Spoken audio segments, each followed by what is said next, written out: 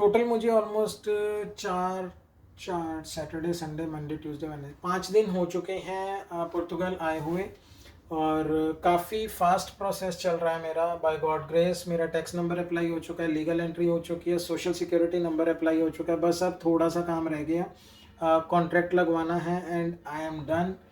एहे रहा नहीं जाता, तड़प ही ऐसी है ना। नहीं नहीं, it's okay.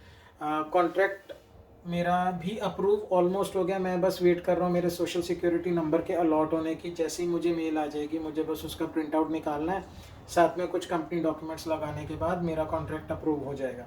हाँ जी सोने हो, welcome back to my channel brown rider. सबसे पहले मैं आपको बता दूं कि आज की जो वीडियो होने वाली है वो है लीगल एंट्री प्रोसेस पे। पुर्तगाल में जब आप आते हैं, अगर तो आप लीगल वे में आए हैं तो आपको एक लीगल एंट्री करवानी ज़रूरी है। तो उसका क्या प्रोसेस रहता है? तो बहुत सिंपल सा प्रोसेस है, बट फॉलो करना बहुत ज़रूरी है। उसके बेनिफिट क्या क्या है मैं वो भी बता दूंगा। तो सबसे पहले क्विकली आपको डिटेल्ड इन्फॉर्मेशन बता देता हूँ, तो फिर उसके बाद हम स्टेप बाय स्टेप सारी चीज़ें डिस्कस करेंगे। लीगल एंट्री प्रोसेस ज़रूरी क्यों है? अगर आप लीगल वे में पुर्तगाल एंटर हुए हैं, अगर आप उसका प्रोसेस लीगल एंट्री करवा लेते हैं, तो इन फ्यूचर जब आपको कार्ड मिलना है, कार्ड मिलने के लिए जो एक रिक्वायरमेंट है 12 टैक्स पे होने चाहिए आपके। मतलब आपने 12 महीने पुर्तगाल में काम किया होना चाहिए मिनिमम, और उसको आपका 12 टैक्स जो आपने अपनी सैलरी अर्न करी है, इनकम अर्न करी है, उसके ऊपर 12 टैक्स गवर्नमेंट को दिए होने चाहिए। ये है स्टैंडर्ड प्रोसीजर।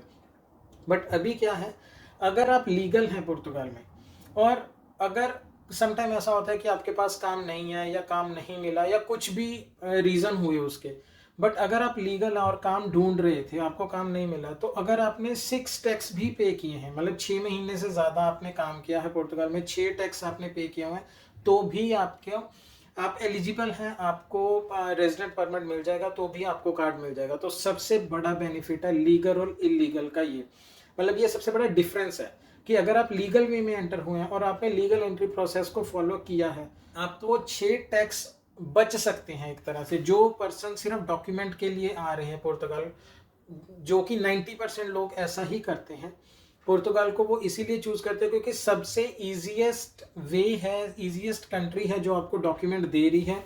आपका 5 साल में पासपोर्ट के लिए आप एलिजिबल हो जाते हैं। तो हर बंदा पुर्तगाल इसीलिए आता है कि भैया चलो ठीक है पुर्तगाल चलते हैं, पेपर अप्लाई करते हैं, या तो वहीं पे कंटिन्यू करते हैं।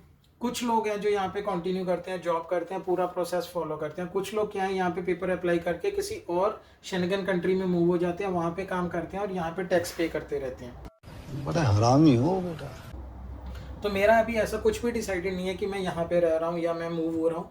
तो सबसे पहले ये चीज़ है कि आपको जो प्रोसेस है वो ज़रूर फॉलो करना है। तो उसके लिए क्या है, आप लीगल एंट्री होती कैसे है ये भी बता देता हूँ। तो जैसे ही आप पुर्तगाल एंटर करते हैं, आपके पास जो बोर्डिंग पास होता है, जब मतलब बाय फ्लाइट ही आते हैं 90% लोग, तो जो लीगल वे में आ रहे हैं, तो अगर आप बाय फ्लाइट आए हो तो आपका जो बोर्डिंग पास है वो सबसे ज़रूरी है। तो एक तो वो क्लियरिटी होगी कि आप लीगल वे में एंटर हुए। सेकंड, आपको एक होटल बुकिंग करनी है।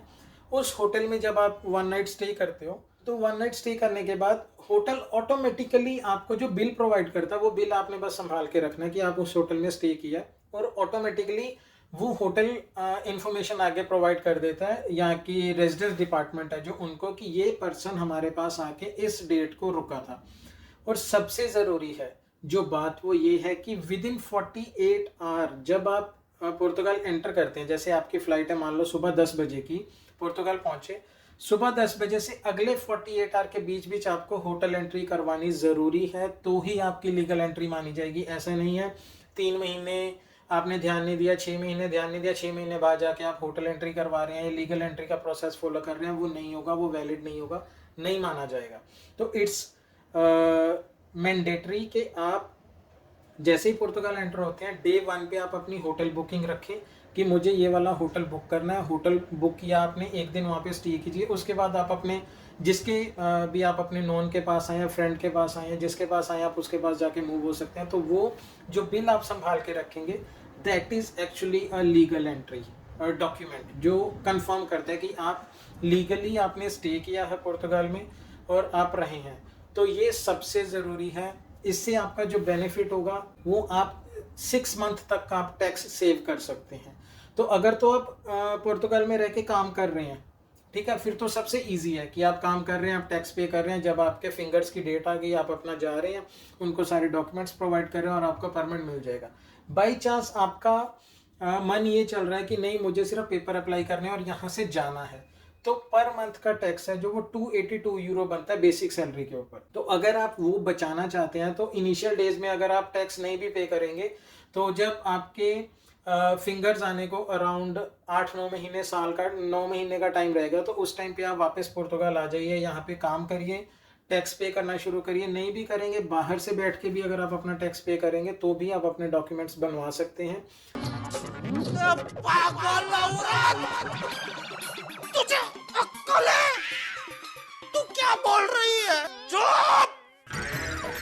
चुप हो जा, सातवीं फेल, चुप! तो ऑल इन ऑल एक सिंपल सी बात है कि अगर आप सही तरीके से चलेंगे तो आप डेफिनेटली एलिजिबल हैं रेजिडेंट परमिट कार्ड लेने के लिए। तो I believe legal entry process पे आपको सारे क्वेश्चन आपके क्लियर हो गए होंगे। फिर भी अगर आपको कोई डाउट है, आप कुछ पूछना चाहते हैं, तो मुझे कमेंट कर सकते हैं, मैं डेफिनेटली उस पर आपको रिप्लाई करूंगा और आपको अपडेट कर दूंगा, क्योंकि मैं अभी यहाँ पे हूँ और सारी चीज़ें मैं खुद से देख रहा हूँ, क्या चीज़ है, कैसे प्रोसेस फॉलो करना और क्या क्या बेनिफिट्स हैं, तो मैं इजीली आपको गाइड कर सकता हूँ।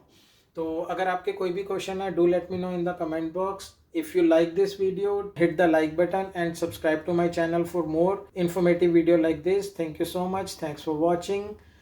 नेक्स्ट वीडियो जो मेरी आएगी वो फर्दर प्रोसेस हमें क्या फॉलो करना है उस पर है।